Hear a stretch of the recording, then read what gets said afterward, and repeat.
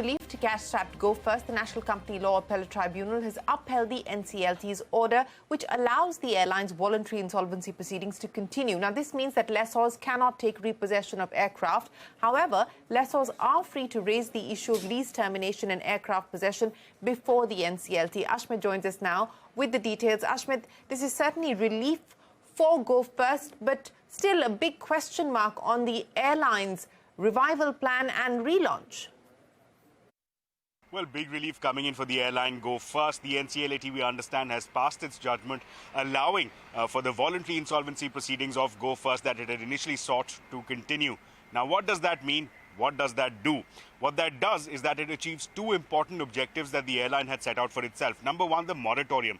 The moratorium that was granted by the NCLT, the moratorium which restrained the lessors from taking back the planes, continues to be in effect because of this NCLAT judgment. That was the first key objective that Go First had in mind. The second was, of course, the appointment of the IRP. The NCLT order after the moratorium had asked for an IRP to be appointed and for the IRP to ensure that the status of the airline continues to remain as a going concern.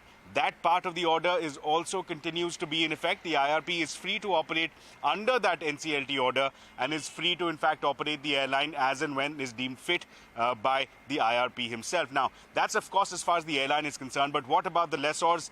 Well, all is not lost. They had raised three key questions. Number one, they had argued that this petition that has been filed by Go First is malified. Number two, they had argued that they have outstanding claims. But thirdly, and most importantly, their concern was that they have terminated the leases of the aircraft. They should be allowed to take back possession.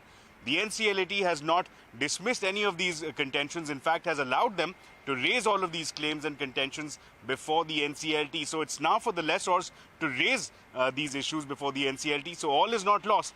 But broadly, a big takeaway, a big relief coming in for Go First. No stay on the moratorium, and the IRP is free to continue.